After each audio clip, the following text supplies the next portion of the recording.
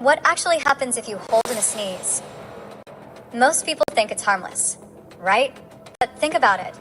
Your body is literally trying to launch air at over 100 miles per hour. And you just shut the exit. So, where does all that pressure go? I looked it up. And honestly, it's kind of terrifying. When you hold in a sneeze, you trap massive pressure in your head and throat. According to a medical case study, this caused a ruptured throat. Not common, but real, so next time you feel a sneeze coming, let it out. Your body's trying to help.